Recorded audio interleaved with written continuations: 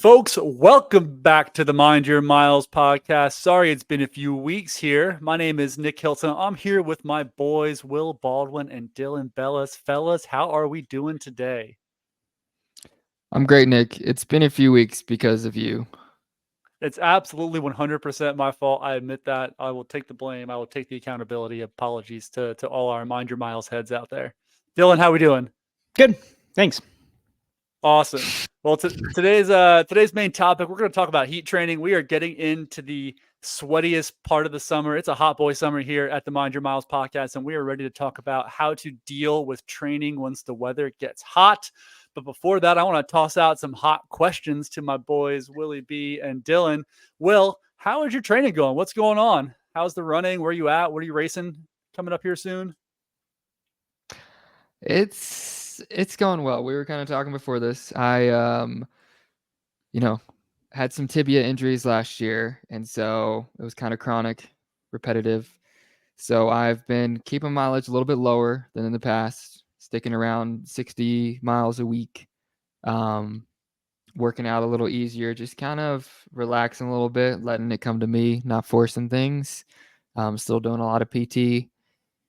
But it's good. I ran the Boulder 10K like a week or two ago. Ran like 35 something in mid, which was cool. It was fun to like rip the Band-Aid off, run a race that I wasn't super fit for. It's a harder course at altitude.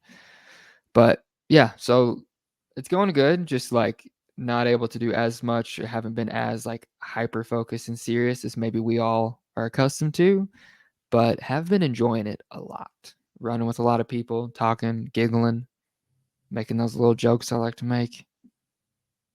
And then Love that for you, Will. I love that.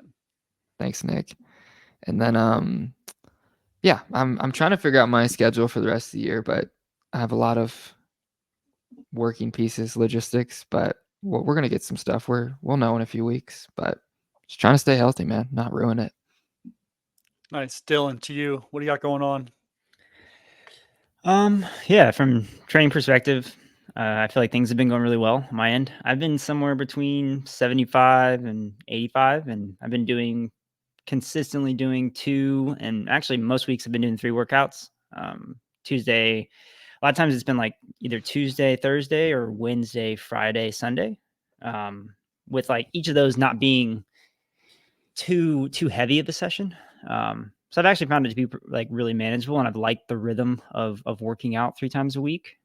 Just not doing a ton of volume each time, but just consistently doing work on a regular interval. And I've actually found that to be a lot easier to do now that I've moved to St. Louis at sea level. I'm just recovering a lot faster. My body just doesn't feel as beat up as maybe it would at at altitude. But yeah, things have been really good. I mean, I'm healthy. I feel like the training's just been getting progressively a little bit better week after week, which is all I can really hope for. I'm getting ready for Chicago, so still got a lot of time to build up for that.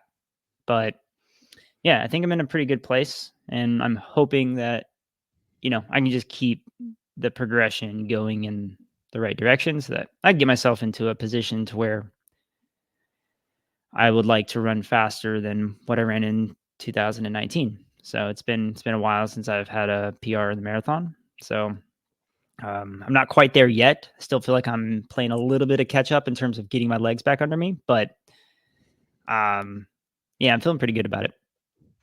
And what do you think is going to be the key between now and Chicago to getting you back to that place to where you would run faster than 2019? That's a good question. Thank I don't you. think it's going to. What's that?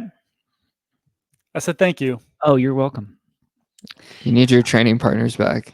That's the secret. Yeah. It definitely does help having people to push you. I've never been someone who really needs, or like, I've never been someone who like requires having somewhere there to push me in terms of motivation, but I definitely get more out of myself when someone is around. I don't know if I have like I don't know if I have one specific thing that I'm like, I need to absolutely do this. But in general, I think now that I'm at altitude, now that I'm at sea level, I'm kind of looking forward to doing a little bit more extended work. At altitude, I broke things up a lot. Like, I'm looking forward to having some more training where I can really dial in marathon pace without having to adjust or make accommodations or anything. I can't blame it on anything. So yeah, I really just think it's just down to consistency and making the time and putting the right effort. I feel like the last few years, at least, I've kind of got a little bit sloppy with my training, and just like, I'm doing it. I'm still working as hard as I've ever worked, but I'm not putting the same intention, the same drive. And I feel like that lack of hunger has hurt me. Whereas, when I was training between 2016 and 2020, it was like everything depended on my running and my performance. And like, I needed to care. I cared a lot. Like, it mattered a lot to me.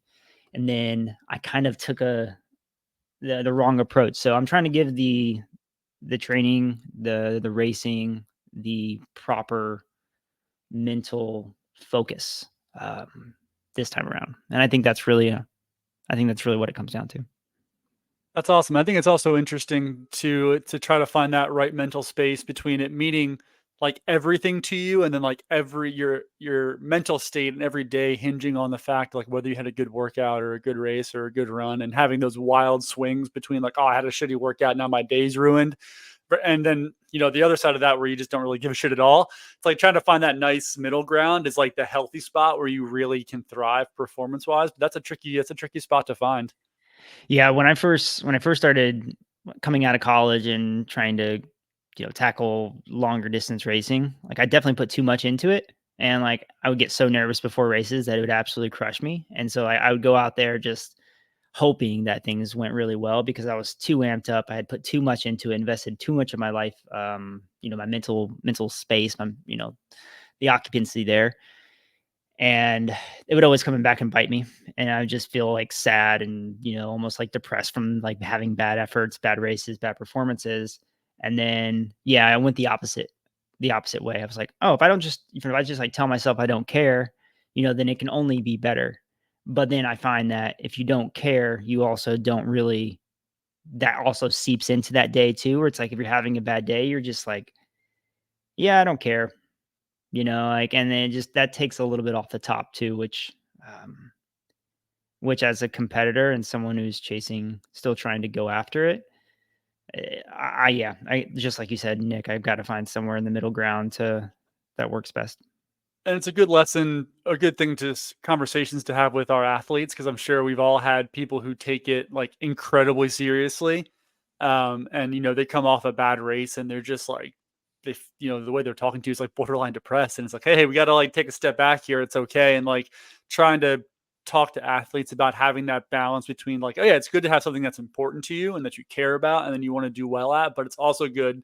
It's also, this can also get unhealthy, and we have to kind of find that balance there between that. And for runners like us, that's really difficult, because for a lot of our lives, like it was a huge chunk of our life. We were, we uprooted our lives to go move somewhere to live and to train and to be an athlete. So it's hard to separate those things. But even for people who are just doing it, to qualify for Boston, you also have to kind of work on that separation.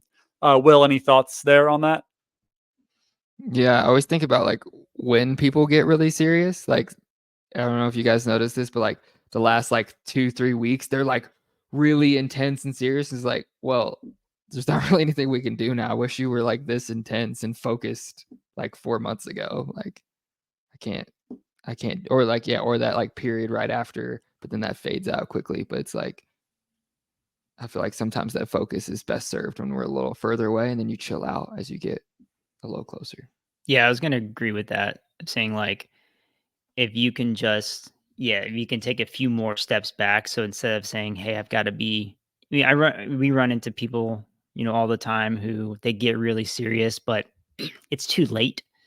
And, the damage has already been done. The foundation has already been laid. And so it doesn't matter how hard you work in, 4 or 8 weeks. If you're not working hard, 2, 3, 4, 5, 6, whatever plus months beforehand, it makes it really hard to achieve what you're trying to achieve. I think that's one of those things that we talk about all the time, that maybe we kind of understood that like as more competitive runners that other people didn't get, but like that's a cycle I see. Like someone's like misses a lot of runs, kind of chilling. Then the last 2 weeks, they're like really like, okay, how do I carbo load the best this week? And it's like, yeah, you're trying to put 3 incredible days of work in, but like we need like 3 pretty good years of like not even just a block, but just like a little more focus over a long period of time without these just giant swings of like, oh, I missed 2 weeks, but now I want to eat 400 carbs tomorrow. It's like, got to balance that out a little Yeah. bit. I had a conversation with a guy that I was running last week who's going into his final year of college, and I was just trying to give him my perspective and my experience of how, when I was going into my last year of school, I thought to myself, I'm going to put absolutely everything into this last year. I'm going to train harder. I'm going to do more. I came out to Flagstaff for the first time. I was like, I'm going to get as fit as possible and just crush it this year. And I would just put took everything that I had that helped me get successful, my junior year and my senior year, not my redshirt senior year, or I guess my redshirt year.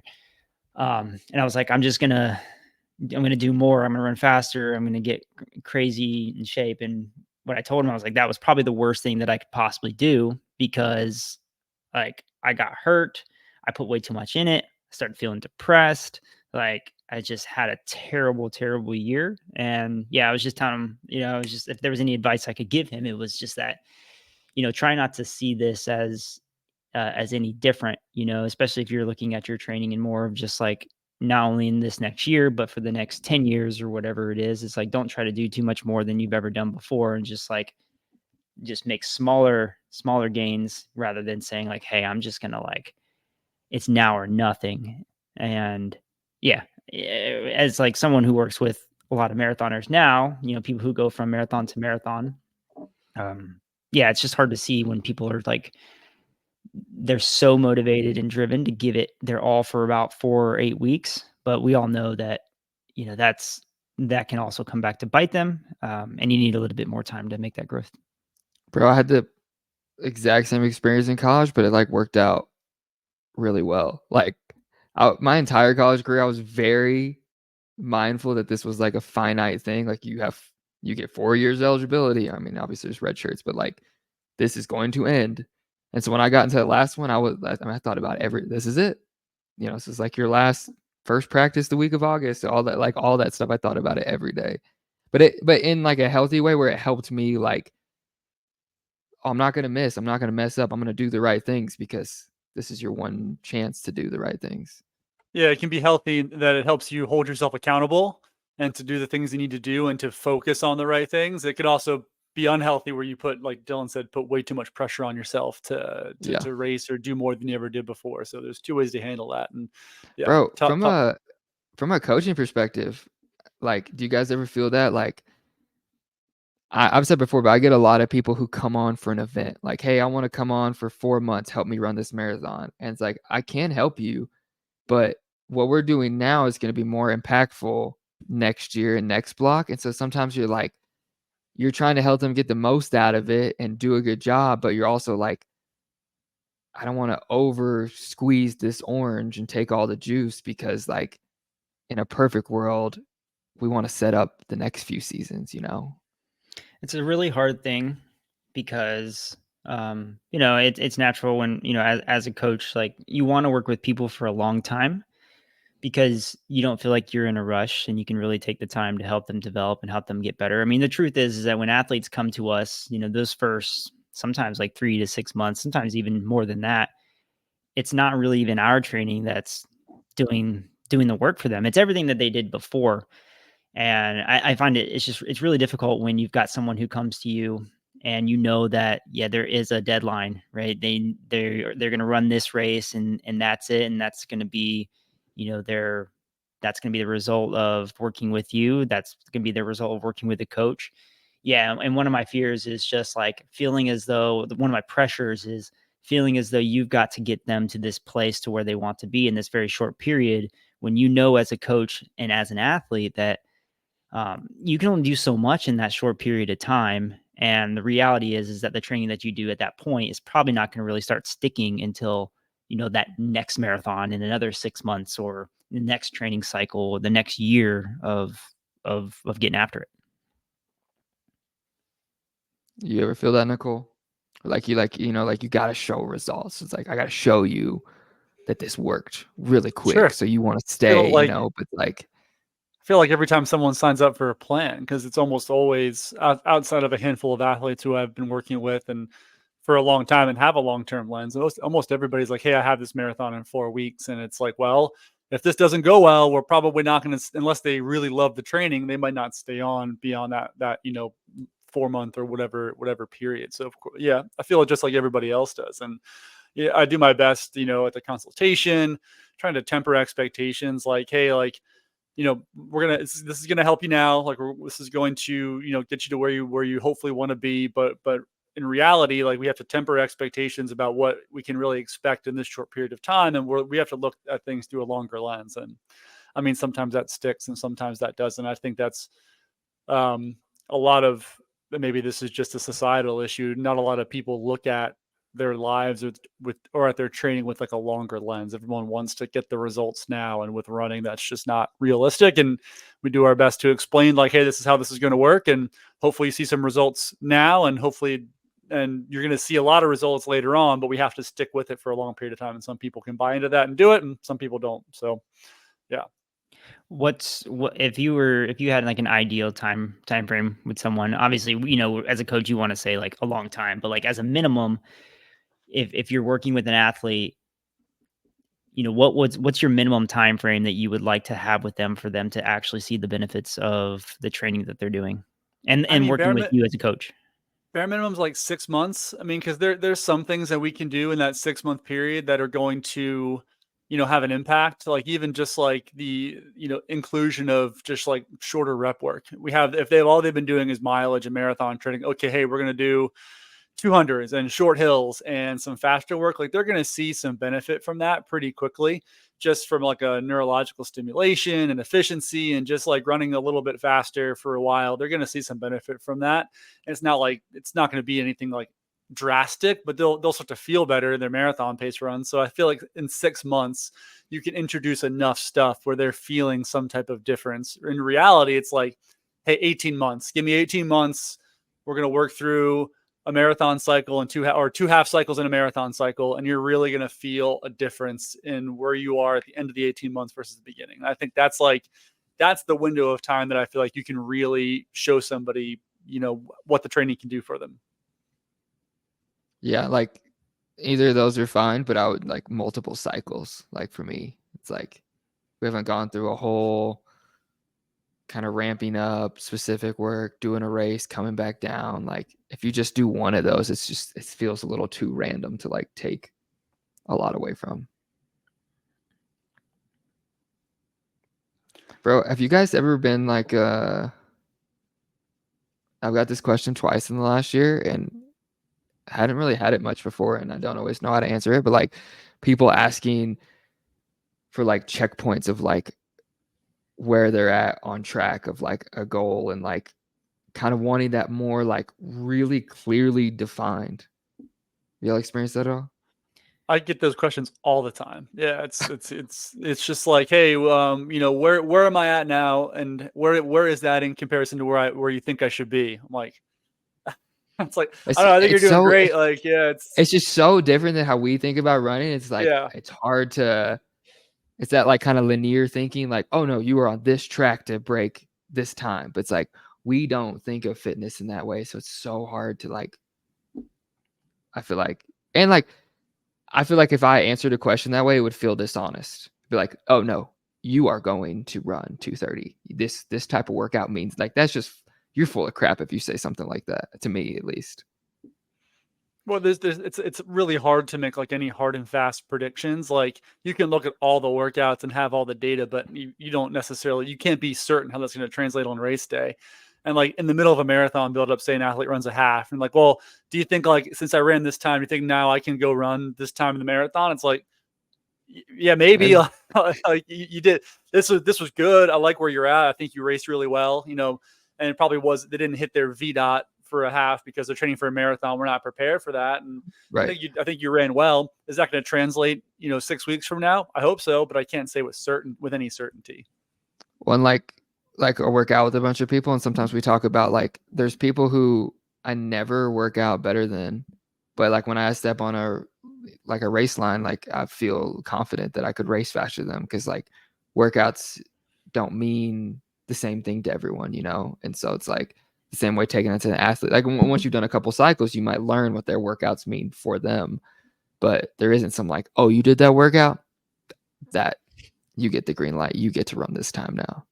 Yeah, I think the answer to that is that there's not really any like predictor workouts. I think we can make some correlation between we can make some correlation between, the workouts they're doing and, the overall intensity and how that relates to their goals. I mean, we've all run into a situation where we're working with an athlete and they are doing some marathon work and it's not going to plan, and maybe it's slower than what their goal is. And as a coach, you kind of have to realize that, hey, you're probably not going to run that time that we had originally set out. You have to readjust those goals.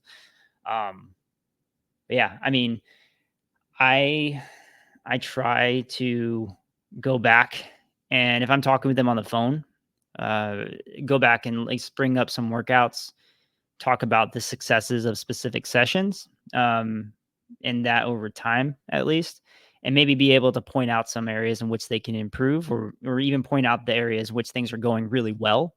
I think that's more important than saying, yes, you are on the right track. I'd rather go back and be like, hey, like, I think we can, you see, here's where there's some inconsistency. Here's where maybe the speed wasn't necessarily there. Try to get an idea of what's going on. Is the volume there? Is consistency there? And maybe talking through that, and maybe saying, hey, you were able to check these boxes. That's good. But yeah, I agree with you guys. And just, there is no checkpoint, right? It's just not, you can't make that. It's running. It's not the same thing as like a corporate benchmark or something along those lines. If we had that, we would just do that. Like, okay, let's just do this workout till we hit that checkpoint, and then you're good to go. Like, yeah, and on that note, I want to go back to what Dylan talked about with predictor workouts. Like, if we want to talk about buzzwords and things you see coaches on Twitter, coaches talk about a lot, it's like, oh, if you can do this workout at this pace, then you can run a marathon in 2 hours and 45 minutes. I'm like, that is not how that works. Like, if you could run Yasso 800s at 245 pace, it does not mean you're going to run a 245 marathon. Or if you can do Hansen's simulator workout on a course that's similar to what you're going to do in your marathon, doesn't mean you're going to run a marathon at that pace. Like, that stuff is all, I don't want to say it's all total BS, but there's a lot of BS built into there. Like, there's no, like, we can look at a workout for you. We can look at a workout. I'm like, okay, you did this workout well, and I think that this bodes well for what you could do, but it's not going to guarantee you can run at a specific pace for 26.2 miles. Like, that's just, there's no like hard and fast rule for any of that. So I hate that shit with a passion. Mentally, people want that though, right? They want to be able to have that confidence that, like, I did this workout, like, that means I get to run this time. Yeah. Like, you earned it.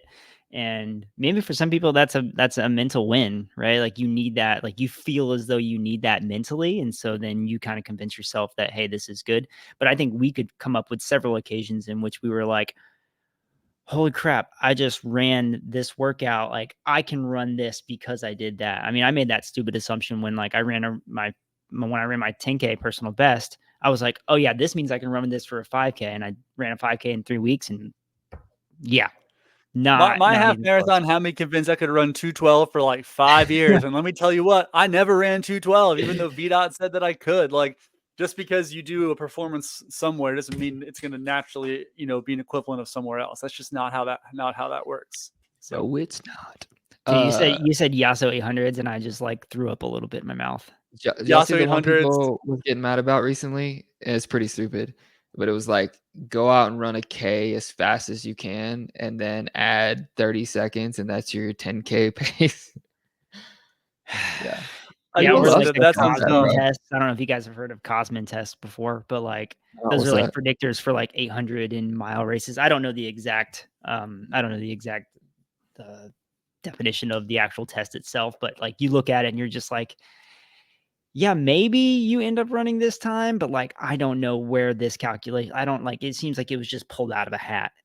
Bro, I don't know about you guys. This isn't helpful to anyone at all, but like mine's completely a feeling. Like we'll go do a workout and like how I felt, like, we run a 5-minute mile and how I feel in that. I'm like, oh yeah, I'm fit now. Like, but like that doesn't translate. I can't explain that to someone. Like, Yeah. but you just kind of know after the years of like, oh, it felt like this.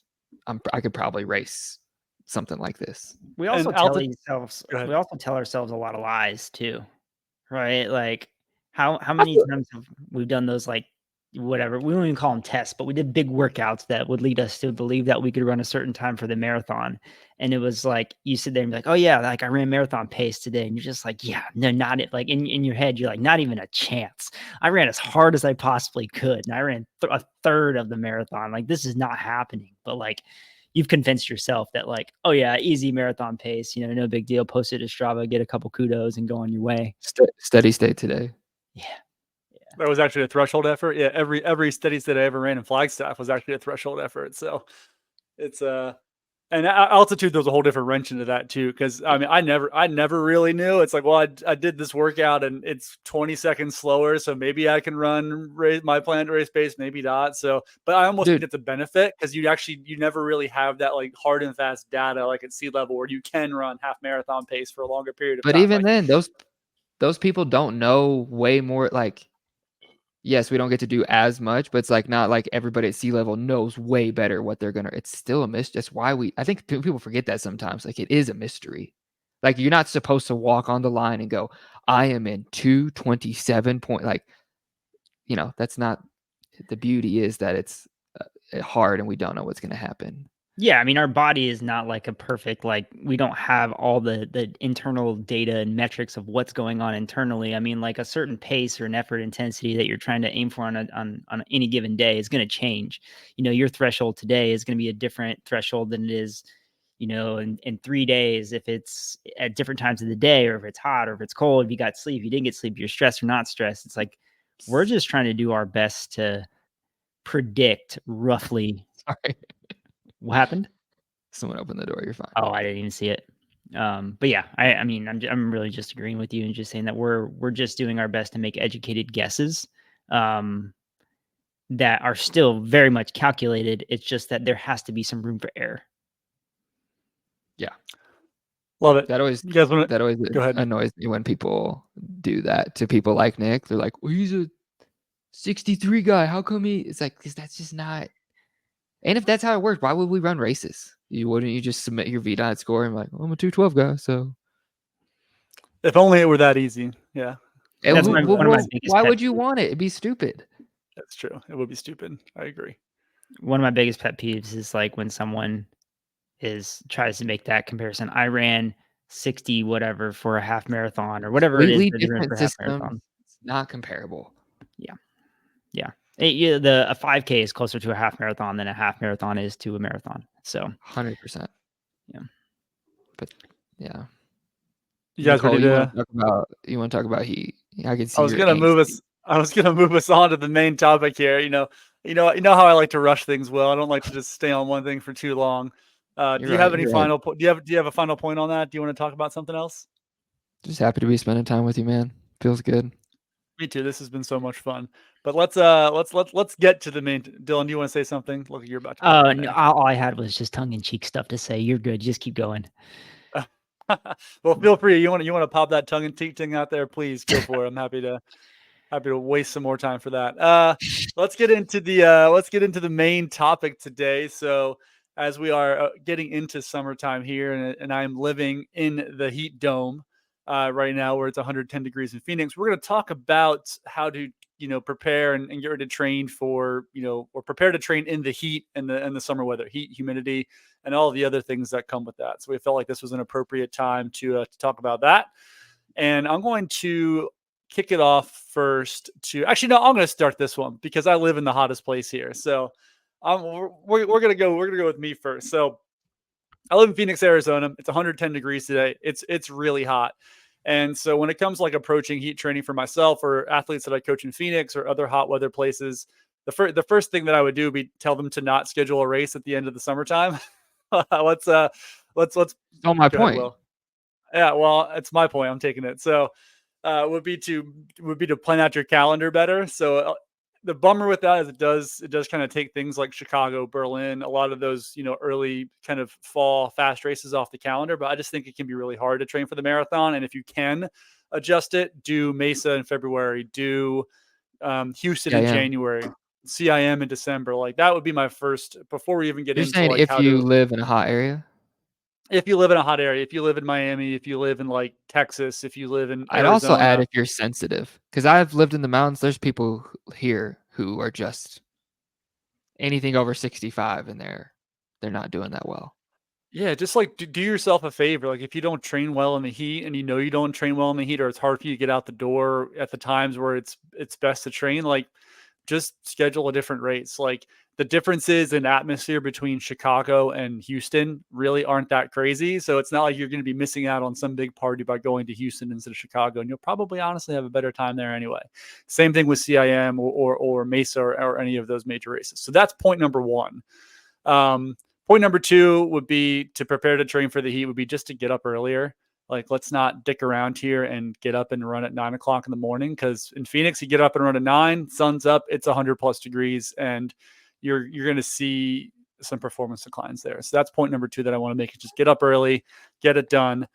Point number three is just expect to run slower. Just be ready to slow that pace down 10, 20, sometimes 30 seconds, depending on how hot it is, and be ready to pull the plug if necessary, if it does get too hot. So those are my 3 big points. I'm going to kick it off to somebody else and kind of give me how you approach summer training. And we can kind of toss around here between the 3 of us. So whoever wants to go next, jump on in. Excited to toss this around, Nick. On your morning run point, I see a lot of folks do they fight that, like, oh, if I wait in the morning before sunrise, or I could wait really late in the evening. Early morning wins every time, because that heat still lingers when the sun sets. There's still like this weird heat pocket that stays for a Well, the little ground is while. hot. So I mean the pavement and the cement has been heated up over the course of the day. And so you're getting all that residual. It feels a little bit better. You don't have the sun beating down on you, but you still get all that ambient temperature coming off the pavement. That's still really hot. So if you have your choice between the two, the morning, the pavement's going to be cooler. So that's why. Anyways, sorry. And there's a lot of places that have don't apologize. There's a lot of places that Sorry. the coldest part is like weirdly like right before sunrise, like 4 or 5 a.m., 6 a.m. It's like the hour after sunrise too, a lot of times. Yeah, some places, yeah. Yeah. So sometimes you are literally catching the coldest, like it's better than 2 a.m. if you go at 5 or 6. So sometimes you're catching that. Yeah, but like what you said, learn your body, know who you are. If you're one of those people who don't train well in the heat. The second thing I would say is you got to get off the weather apps. This is a very controversial take, but great example. The other day we're at practice. It said it was going to be like, we've been in the 60s a lot, and it said today was going to be in the 80s. So we're all mentally worried because it's the first 85-degree day and we're soft. We live in the mountains. And you know what? It didn't get there. It wasn't that bad. But everybody was like talking about it and worried. And then at the end, we were like, hey, it actually wasn't that hot today. And they're like, yeah, it wasn't. But I see that once a week with the apps. It says the dew point, the humidity, and then mentally all day, you're kind of anxious and worried about it. For a lot of us, we need to run every day no matter what. Like if we're going to hit our fitness goals, because we love to run. So my hot take is you can walk out, wave your hand, feel it out, figure it out how to get dressed and go.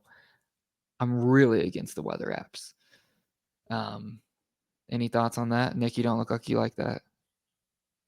You are getting old. You seem like you would really enjoy sitting and drinking your coffee, hitting the Weather Channel for 20 minutes. There's no point here because it's just going to be 3 hot. or 4 different apps that he has on his phone. Yeah. Well, AccuWeather actually said dew point's a little higher. So well, and so for here, it's less of a dew point issue because we're not dealing with like crazy humidity. Like you're gonna walk outside, it's gonna be 100 degrees. Like, and really it's going to be hot no matter what. Like maybe look at it the week before. Oh, hey, maybe Wednesday is going to be a little cooler. Great. I'll plan my workout for Wednesday. But at the end of the day, we're splitting hairs here. So for at least for Phoenix, it doesn't really matter all that much. And I do agree, like anything that's going to help you, that's going to make you get into your head more than necessary, like quit it. And if the weather apps are one of those things that are, helping you be in your head too much, then drop it. And let's just focus on getting out at 6:30 in the morning so you can take advantage of the coolest part of the day, whether it's 73 or 83 or 93 or whatever. Okay, last thing I'll add, and then I'll give it to Dylan. Biggest pro tip, heat hack in the world is an ice bandana. It will change your life. You can, Rabbit makes one. You can Google ice bandana. Other people make one. I've just taken a $4, $1 cotton bandana, sewed it mostly up, throw some ice in it. If you have another way to carry ice, a buff, I don't know, but an ice bandana, put some ice in a bandana, put it on the back of your neck. It'll melt and drip down. It will make everything feel 20 degrees cooler. I ran every day in the summer in Phoenix, over 100 degrees. Thought it was great, no problems. So, Delaney, any other? What do we think about I think with working with athletes, you're just having to adjust the training to make it doable. You naturally, if someone lives in specifically hot and humid climates, they're just not going to be able to do the same workouts that they were doing in January through March in the same places. I'm talking about the people who live in Houston, the people who live in Miami, the people who just live anywhere in the United States where it gets hot and humid. And it becomes very difficult to run. So the way that I'll program training is that I still think there's a lot of value in running fast, but they're just not going to be able to. The longer the run gets and the more like heavily taxing aerobically it gets, the more there's going to be a significant decline in that performance. So like marathon pace is going to drop off a cliff. Threshold stuff over like 5 minutes is probably going to drop off the cliff if you have short recovery. So there's a couple of things that I do. I try to keep to get like that similar threshold effort. I will actually break reps into smaller pieces. So that could be anywhere from like 30 seconds to 2 minutes. And we might even run a little bit faster than what we had typically laid out those paces to be. Keep rest relatively short for the shorter of the reps, and then make the rest a little longer for the longer of the reps, just so that we're can hit good speed, but allow the body to, process and cool down and be able to recover enough to where that they can put together a pretty lengthy session without overheating and without having an effect. So that's one of the things that I really like to do with my athletes, is just like it allows you to get in workouts to feel good about the sessions that you're doing. But it's not just constantly just setting them up to fail by doing what you're always, what you did 2-3 months prior to these conditions happening. And I've seen that help. I've seen that really help. And you kind of have to trust in that and get yourself to that point. The other side of it is, you guys mentioned planning. So, if you live in these conditions, it's going to be difficult to run a marathon in September and October. You either need to, realize that, hey, this is what it's going to be. Like the summer is always the same. Like I feel like a lot of us, we think that every summer is the worst summer. And it was like, we almost forget what it was going to be like, what it's like. So just acknowledging that and knowing that you're going to run into those issues. And then the other thing is like, we can talk about like when we were in college, and how did we prepare for the cross country season? We spent a lot more time just doing things that were manageable. We were running a lot. We weren't doing a ton of workouts. We were just building on other aspects of our training that was going to help further us. And then we focused on the actual speed work when we got into the season itself. And I don't think that's a bad way for someone to plan. And maybe that's an aspect of your training. If you can get in more extended volume without overtaxing your system, maybe that's a way for you to move forward. I wanted to just a real quick add on here is no one likes to do this, but treadmill, like if you're for shorter quality sessions, like just go indoors.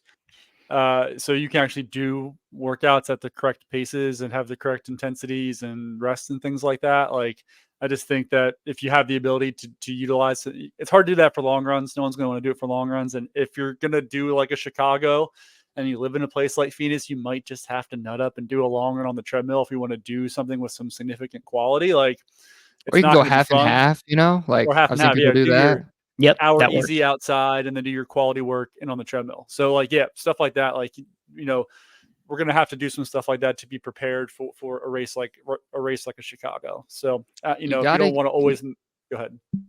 You got to get out of that victim mentality. Like you got to be Yeah, I was gonna thinking of say stuff that. like that. Like people like I have people who I've worked with for a long time, and every summer, like you said, it feels like it's almost like a surprise, and it's like we got to get past that a little bit. And like, okay, it's gonna be hot. It's been hot every summer you've ever been alive. Like, what are we gonna do about it? Are we gonna get up? Do we have a treadmill? Do we have a gym membership? Like, you know, are we gonna get up earlier? Like, what are our solutions? Because we want to run fast and enjoy this. I work with a woman who she had a really interesting take on where, like, she lives in a place where it's hot, it's often pretty windy, it's very exposed. So like she's always battling the elements. And she said that she was doing like this challenge. It was like a 30-day challenge or something like that, where she was not allowed to complain. No complaints. I love that. So it doesn't matter what the conditions were like. If it was hot, humid, windy, like if she woke up and she didn't feel good that day, it didn't matter. She was not allowed to complain about it. And I really like that. I really like that. It's like I'm thinking about it of my own, like when I go in for a run and like, yeah, I notice that it's hot outside, but like, why am I gonna, like, I can't change that. It's not gonna, like, that's not gonna do me any good. That's just gonna reinforce this kind of self-pity that I have for, something that's uncontrollable. Bro, I love also that. like we was talking about event planning, but like, you know, and that's a big part of like picking when you're gonna pick, like, we don't want to have a marathon that peaks in July or August if you struggle with heat and live in a hot area. But like also like think of other events. Like a lot of places have 5Ks in the evenings in the summer, or like Phoenix has like all the Insomniac series, the trail series that they do at nighttime. And so like there's a lot of creative things out there as well. So it's And just be creative with your own training. Like, if you're gonna do a long run outside, you're gonna get up at 4:30, do a bunch of short loops, set yourself up a fun little hydration station outside your front door, put a table out there with a cooler and a bunch of ice. Get wet every time you come across that table, water, ice, Wear a carry a pack bottle with if you you, have to. wear a pack, squirt it on the back of your neck, on the back, on your wrists, like, pamper yourself out there. And this is the one time, like, I usually don't like when athletes stop a lot during their long runs and whatnot, just because I feel like they're not getting you don't stop in your marathon every 20 minutes. So don't stop during your long runs. When it's super hot outside, yeah, stop for a minute or two, cool off, get the heart rate down, get the cold water on the ice on your body, refill your bottle. Like, that's when it's okay to, like, hey, take a second, let's get cool, stand in the shade, and then get back out and get back to work. So that's kind of just get more creative than you would have to get at other times of the year. yeah. That's it. No other reaction, Will. You love little hydrate. You love to bring your little cooler out to reach 11, have a bunch of bottles out there, get some ice, put your ice bandana on. Like, it's your fun little self-care routine out there on the trails. I'm a big solution guy. I'll freeze one of the bottles so it's cold. But I don't like complaining about the weather. It honestly drives me bonkers when people do it. And so I'm all for it. Bring all that stuff. Do what you got to do. Figure out weird stuff. But I mean, it's also hard for me because I grew up in an insanely hot and humid area, and we ran a lot in the summer, and I don't struggle in the heat. So I don't have enough empathy for people who struggle in the heat. I'm working on that.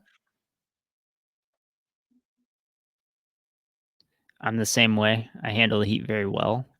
Um, I remember when we were at the trials in February in Orlando, and the whole talk of all the athletes was how hot it was going to be, how hot it was. Wasn't it like the 70s? It was hardly.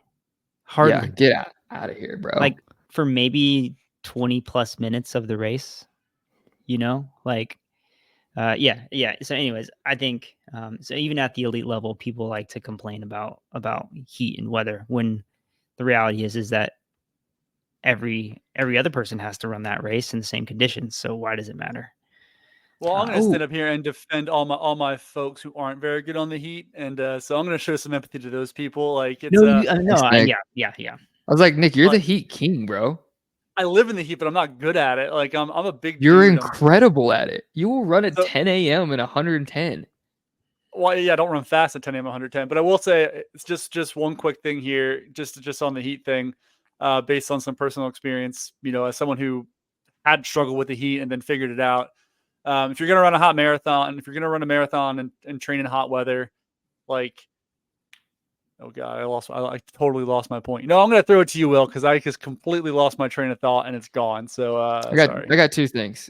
Thank One you. thing I've always found kind of weird is that we really put altitude on this crazy pedestal. If you go and train in altitude, you'll just magically be a better athlete and everything is great and perfect, even though it slows you way down. And we don't do that with heat and humidity, and it has so many of the exact same properties. Yes. I ran insanely fast training in incredibly hot, humid Oklahoma. It did a lot of good things for me. You can run, yeah. I just there's Well, so many benefits, and it's a similar adaptation to yes, altitude. Just the way Yeah. the increase in red blood cells and getting more efficient in carrying that through your body, getting better at cooling. Like you're getting a similar adaptation from it. So you are yes, going to and get it's some probably additional more benefits there. useful because you may train and race in heat far more often than you ever will at altitude. Yeah.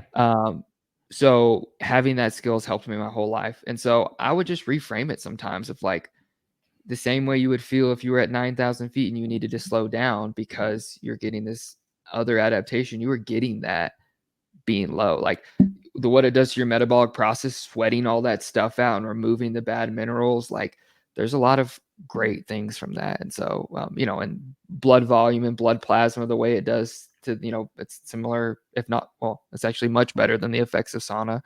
And that was the second point I was going to add is that I have, for many people, utilized sauna protocols for people training and getting ready for hot races. And there's great stuff online, give the really short version. You can get incredible adaptations with like anywhere from 2 to 4 weeks going 20 minutes a day. To where you're able to handle that and blood volume stuff a little bit can change a good amount. And so it's also something to think about if you are struggling or getting ready for a race. Get a cheap gym membership, 20 minutes a day. I do a little research or talk to a coach so you're not messing up workouts or not overcooking yourself. But I've used that with some good success in the That's past. So that's what I was gonna. That was the point I was gonna make. Was gonna transition to racing in hot weather. So I don't know if people know this. I'm a bit of a Disney weirdo, and I did run the Disney World Marathon 3 times. You like Disney, Nick? I do like Disney. Yes, Who's your favorite character? absolutely. My favorite character is Tigger. T-I-double-gut-er. The wonderful thing about Tigger is that Tigger's a wonderful thing. the wonderful Thom's thing. made of rubber, then Thom's made of springs. Fun, fun, fun, fun. The wonderful thing is I'm the only one. I'm the only one. We're gonna leave that in. Anyways, getting in. So the first time I ran the Walt Disney World Marathon, it was cold. It was like 28 degrees. It was like an unnaturally cold day. I ran fast. I ran really well. The second year I ran it, it was pretty hot. It was like 93% humidity, and it was like the coolest it was 70, and then when the sun came out, it was 80. And I completely bombed the second year. I just blew up over the last like 5K of the race. The third year, I researched and did a pretty thorough sauna protocol. So was in the sauna. I had a whole thing written out. I was in there. You're in there every day for like 10 days in a row to get the full adaptation. And then you're in there every other day for the next 2 weeks to maintain the adaptation. I was running on the treadmill more. And this was living in Flagstaff in the winter. So it's 3 degrees outside, but I was able to get that heat adaptation by running on the treadmill and utilizing like a sauna protocol. So even if you live in a place like Will was saying, that's not generally warm, but you're going to race somewhere that might be warm. Like I have athletes who will just do it before Boston just because there's a chance it could be warm. So they're just going to do the sauna protocol anyway. Or for a race like Chicago, they're going to do that protocol just to make sure they're fully adapted on a day when it might be warm and they haven't been in training in heat. So again, it's important to work with the coach because you want to make sure you're planning your workouts around that stuff correctly so you're not overdoing it. It's easy to overdo that kind of thing and cook yourself, but there are ways that you can become heat adapted without living in a place that's necessarily hot. So that's where I wanted to go, where I totally lost my mind like 10 minutes ago. Yeah, there's totally like a governor effect to it as well. It's like the more exposure that you get, the kind of the more that your brain allows you to get away with. Because a lot of like when you're running in the heat, it's not only about fluid loss, but it's also when your body starts to heat up, you got signals in your brain that was like, hey, we're gonna kind of shut things down. We're gonna protect your body because if your body temperature gets too hot, then you start getting, all sorts of different damage that can happen, spreads systemically. However, like with that being true, we've got some wiggle room there, right? You've got more to work with. So like by having that exposure, by doing the sauna, by running in the heat, by preparing yourself that way, you're kind of enabling yourself to get to more out of your body because your body's exposed to it, right? It gives you a little bit more to work with. And the secondary part of that too is I think when you're running in the heat, just like running in altitude, it's kind of they're very similar in the fact that it kind of makes you work through sometimes a very low level of suffering and sometimes a really high level of suffering, which when it comes to racing and performance, like that can't be undermined. I mean, we have to be able to, expose ourselves to those, like to just that the daily grind sometimes, but also, when it's visceral, when it really, really hurts, and like how your mind and body reacts to when you're feeling that way. And I think those really oppressing conditions that don't necessarily occur at high speeds are a really great way of training your mind and training your body to be able to prepare for what you're going to experience out there. It's like we talk a lot about coaches about, yeah, you want to be smart, you want to be calculated, you want to hit things at the right pace. But we all know as coaches, as runners, that if you don't have a little bit of suffering in there, it's you're gonna leave a little bit on the table. Especially if you're like a little bit self-loathing and you're trying to seek that suffering out to punish yourself. Heat's great for that. Yeah, and I was gonna just add there to just like make sure that you're putting that suffering into the right days. Like, don't Yes. suffer on days unnecessarily. Like there's times that you should suffer and learn how to hurt, and then there's times when you don't need to hurt. Like on a random Wednesday easy run, like that's not the day to hurt. Like the day to hurt is maybe on your Thursday workout. So, just making sure that you're talking through all that stuff appropriately with your coach to know, like, okay, it's what days should I be really willing to go to the pain cave more so than usual. Also wanted to point out too that if you're having trouble like making adjustments, you don't necessarily know how to adjust your paces based on the temperatures. VDOT has a great tool. You can use the Run Smart calculator to adjust for temperatures. And I did utilize that going into hot races, and it's not perfect, but it is close enough, and it can at least give you an idea. And I would say Jack's calculator is a little bit more, it's going to err on the conservative side. Like it's going to tell you to be a whole lot slower than you think you should go. But on a hot day, you're going to be way, way, way better served by being way more conservative early on than you are than by being too aggressive early on. Because always, yes, sorry. Yeah, you're gonna pay the butcher's bill if you're going out too fast, more so than like on a normal day in the marathon. Like it's gonna get ugly, and it's gonna get ugly fast. But if you're conservative, you can put that off a little bit longer. Pay the butcher's bill? Is that a real saying? That is a real saying, yes. Oh, I googled it. It's coming up. Yep. Always better to go out conservatively and be able to feel better and run faster versus going out too aggressive and fading, dying, and suffering unnecessarily. So then, kind of to maybe wrap up the conversation a little bit, I want to go just around the room here, or around each of our respective rooms, and just give me like your top like racing in the heat tips. Like if you were talking to one of your athletes that they're going to go run a race, it's going to be hot. What are the things you're going to talk to them through for that?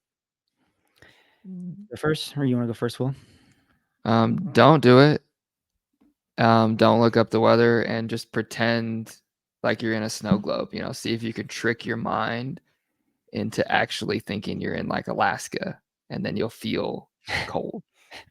It's like what Wim Hof does, right? It's like when you have to really use the bathroom, and like you have someone over there telling you like, think cold thoughts, and then you have to really use the bathroom, or it's like, yeah, I don't know. Yeah, sure. That's fine. All right, I'm gonna go However, next since that We was can cut that. not We can cut that one. since that no, we're leaving it in. We're gonna I'm not cut gonna that edit this because podcast. my brain was on a different. My brain was in a different place. So I'm gonna go with my 3 tips here since Will didn't give us much to go off of. So what? if it's gonna be a marathon, let's just start there. It's gonna be firstly be conservative, start slow, start slower than you think you need to, start even slower than the slower pace that I just told you than you think you need to. Like just be super super conservative. Number 2 would be to get wet, like pour those little cups of water on yourself every time you hit an aid station on the back of your neck, get it on your wrists. And number 3 would be to just drink early, drink often. Make sure you're drinking both water and electrolytes. You don't want to do too much of either one of those things. You want to make sure you're trying to stay in balance, but making sure you're getting a good intake of fluids. Well, Dylan, you dude, want to go? if you're phrasing the race this way and you're thinking that way, I just like I was joking, but like you need to be in a different mindset. You don't need to be like that serious. If you're that concerned and you're like thinking health wise, like, am I safe? Like, what's the weather? Like, you need to get out of PR mode and race mode. And like, you need to start incredibly slow. This is like a different type of thing we're doing. We're not comparing. Well, maybe, and if it's going to be hot, we just need to be out of PR mode in general because it's not going to be the day. Like if it's, Yeah, if you that's what I'm start the saying. race, if it's 75 degrees out and sunny, like that's not the PR marathon day. So just be out of that mode. And We need to be a we're little on more to, fun focused and like yeah. switch our mindset if we are that concerned about it. Yeah, I mean, I agree with you guys. And just to say something different, you might want to reduce your warm up. You might want to reduce the length. If you are someone who typically does a longer warm up prior to a race, you might want to adjust that by a little bit. What's that, Will? One last thing, and then we can move on because we really beat the crap out of this heat thing. Well, I mean, I Dylan can't didn't even say- get a chance to go Yeah, I with didn't his even get tips. to. Yeah, you're gonna tell me if we're gonna move on. I didn't even get to. You said reduce your warm up. What else do you want to say? You want to talk I for was 20 still minutes about how to going. reduce your warm up? You guys had All like right, 2 I'm gonna- paragraphs, and I just. We talked for view- 20 minutes. Start out slow. How right. many more times we got to say it? No, you're not going to gonna- run as hard. We get it. I'm going to mute Will, Dylan, so you can go ahead and make your points. All Go right, ahead. thank you. Yeah, so reduce your warm up, obviously, and then compete. Compete, of course. Like instead of like you guys said, instead of focusing on the actual like the time, the pace, go reframe the actual race and try to compete, and then don't compare. Try not to compare that race to some other race because you can still have a really good and you can actually have your best race even if it's not your fastest time. Like those are real things. So I think that's a really good way of reframing a race when you're in the heat. Dylan, that was super helpful. Will, you're Thank out of you, the Nick. penalty box. Do you want Yeah. to go? Should we move on now? You're to be a The last productive thing part I'll of this say is I conversation. You're just going to can't tell complain you- about it. I can't tell you how many times someone is like crazy concerned looking up the weather, like, I'm going to die. And then they race in an all black kit.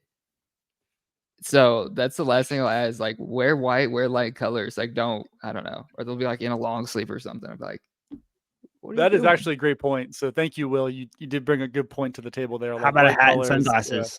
hat, Sunglasses. sunglasses. I've read studies that say hats cool you down. I will argue to the ends of the earth that I feel the opposite of that, but I get that science and everyone else is not on my side. But I don't see it hats as a make cool me down hotter. mechanism though.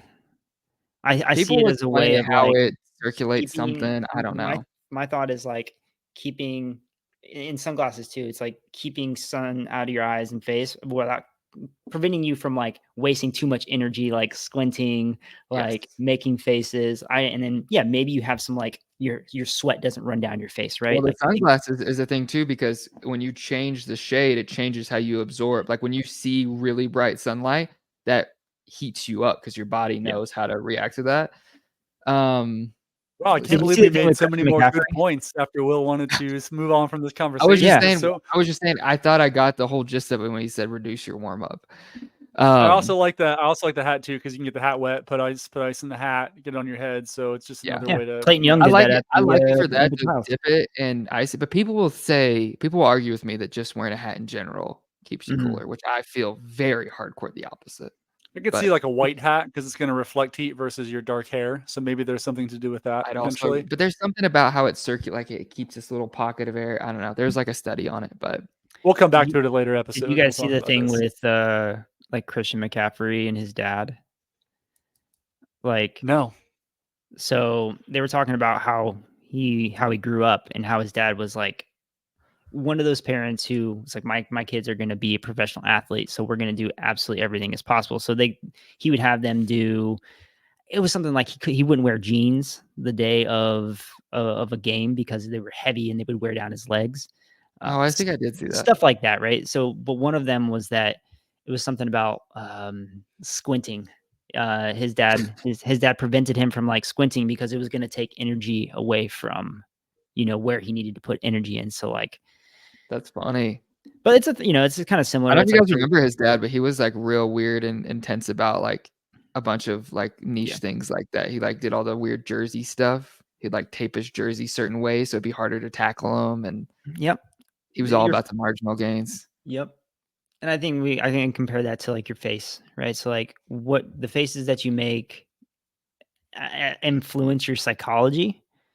So like imagine if you're running on the track and like you're just really going after it and you're just making all sorts of, gritty faces, and then you try to relax your face and kind of compose yourself, calm down. Or it's like the same thing as, the whole Kipchoge smiling thing, right? Like that definitely has influences your psychology. So like wearing glasses could be up there.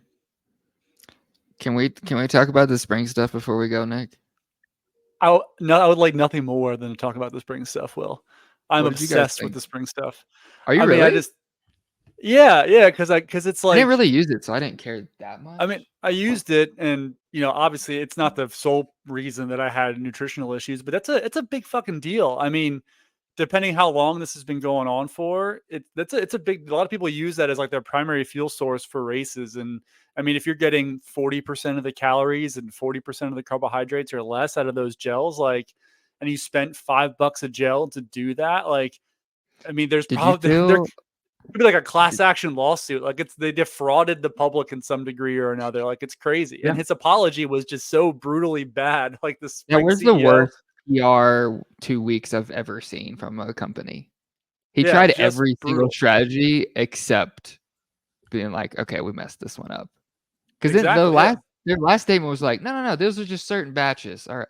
But dude, I feel really dumb, but do you feel stupid at all for like believing that like ground up apples and sweet potatoes was 50? Because now I'm Absolutely. like, why did I think applesauce was 200 calories? It's just fucking applesauce. Why did I buy that? It's like rice, yams, applesauce, and it's like 50 grams of carbs. I'm like, why was my in a little package? It's like in like it's not even like it's in a big package. So I do feel stupid as well. Yeah, totally. Yeah, I didn't use it a lot, but I have recommended them a lot to athletes because they were so big and it's natural. But I use other stuff, but I've used them sporadically. But yeah, it is a bummer. But at the same time, I really push people to track and then like track objective than subjective. So like we list out everything. Okay, this 4-hour long run, I hit 70 grams of carbs. What did that feel like? And so if 70 was still like, oh, it was 4 out of 10. Was that per hour or total? Per hour. So we might push that to 80, 90. So I feel like that's even more reason that we need to be doing that, because numbers don't mean the same things to everyone. And so I think that's just a good reminder regardless. Like don't take all that stuff. Even if the numbers are accurate, it may not make you feel the way you need to feel. And so combine that objective and subjective. Same thing with like paces. Like someone might tell you your threshold pace, but like based off a calculation, it might be way too fast. So it's like use your objective and subjective together. What do we think happens this spring? They gotta close, dude. That's such a cry. Do you think it's that big that you think they will go out of business? Yeah, I think they're pretty fucked. Yeah. I mean, a lot of people are just pissed regardless because how poorly. Like, if you're like, dude, we messed this up. Like, I feel like you could do damage control for a long time and come back. But then, like, how does their pricing even work? Those are $4.50 a gel. Are they just gonna flip it down to like $2-3? Like no one's gonna pay $4.50 to get 17 grams of carbs. Like I had this I don't remember, it was some product that I bought a long time ago, gosh, you guys probably knew about it, but what happened is that they had misleading information, nutritional information, and then they reached out because there was this lawsuit. And if you could prove that you had purchased that item within this given period, then you were you had some compensation that like Oh you yeah. were owed. Do you remember what product that was? No, but that's happened like 3 or 4 times in my life. Right. Do we think that that's going to happen? I wouldn't be surprised. Yeah.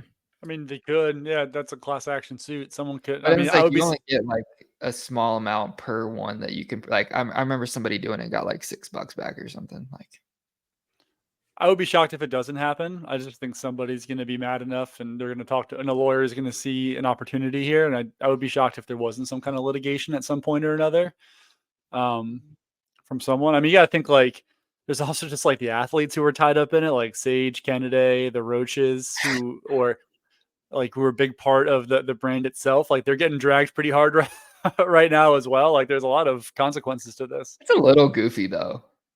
Totally goofy for sure. I agree. I mean, it's mostly just Coop though. I don't know if anyone else actually cares. It was just like, what if like, when you were with Under Armour, like what if Under Armour was like, oh, actually that shoe wasn't TPU, it was this kind of foam. It's like, Nick, you lied. It's just like, how much due diligence can you do on these like affiliate sponsorship deals? Like, I don't know. That's true. I mean, but when you have the product named after you, Canterbury, I mean, that's you feel like you should do some due diligence when it's literally named after you. Look, how much can LeBron check the validity of his like? What can you do? Like, Yeah. I mean, he should. Like, I mean, he should at least I be. think That it's more of a wake up call. Like, hey, bro, you got to quit buying stuff just because you really like this celebrity. Like, that is a good point. Yeah. I saw people like, I spent thousands because I love this person. I was like, that doesn't make me mad at them. That makes me concerned for your product choices. Like, let's buy stuff that works and that we like. But back to the point. Like, I do think they're kind of screwed. I don't know. Like, what do you do if you're a store per se, and you've got 20 boxes of this stuff that's now like sitting in your inventory? Like it's $250, but are you gonna try to reach out and get that? You're just gonna toss it. You're gonna try to get a refund on it. Like, and are you gonna buy that? Yeah, but it's like a great little packet of applesauce for $5. That's not what it says it is. Like, what it costs. I would sell it for $1.80. I'd probably just throw it away and then just pivot and sell something else, honestly, and drop the brand in general. Give it away, but I mean, use it for people in your store. Like, hey, if you don't want your spring, send it to me. I mean, a goo's like 22 grams of carb. This one's 17. It's not that different. I don't think you tried to sell it. I think you tried to tie it to like some gift with purchase or, a giveaway night or something, like. Do you want these? You can just sneak one in your shoes as you walk out. End of spring sale. June 20th, half off. June 20th, end of spring sale. Dude, it's kind of funny though, because I had always. Have you seen those ones at the store that you can buy, like that they give to kids, the little applesauce ones? Oh yeah. I've always I have people who are like, oh, I don't want to buy spring, so I buy those. Like, oh yeah, same stuff, that's fine. But it's like, oh, it's a little less. But now it's like, why would I ever not tell someone to buy that? I would just go buy that stuff for sure. Yeah, go buy the little fruit pouches. Almost the exact same. But I do the same thing with like maple syrup. Like I love Untapped, but there's some people who are like, I just buy a bowl of maple syrup. I'm like, yeah. That's fine. Cool. But I still like it. It's just smaller. It's okay. I think the bigger deal is just the lying about it. I think that's just like that's an issue, Like then do you trust like the sourcing of the ingredients? Do you trust the ingredients themselves? Like if they're lying about what it's a complete loss of nutritional content is. Yeah, exactly. Do you believe like everything they say is in the gel too, or like, yeah, that's fair. But I feel that way about like Nike. Like Nike does fraudulent stuff. Like when they put the first Infinity React, they had this study that like 75% of people said they got less injured. But that was like the way they did that was like a tester survey thing, like a demo night. It's not like a double blind study. It's not an academic study. I remember when we got all the information for that in the store. It was like they had people come up and switch their old shoe, but like that's fraudulent. That's like very misleading. I just feel like that's like kind of marketing. It's like Athletic Greens and stuff. It's just like it's we're really gray area. Or like Yeah. the marketing behind the 4%, like the vapor flies. Like it's the same kind of I thing. hate Yeah, for that some. study too. I think it's Yep. a Yeah. very mid scientific, but to me that just feels like marketing. Like, well, I mean, this is probably a little more on the actual fraud side, but it just doesn't like infuriate me as much. I'm just like, yeah, I'll still take your spring if anybody wants to.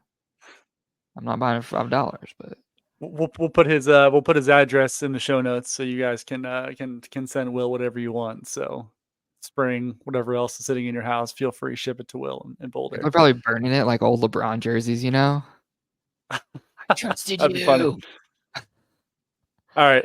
Anything else? Any final points here, Will, Dylan?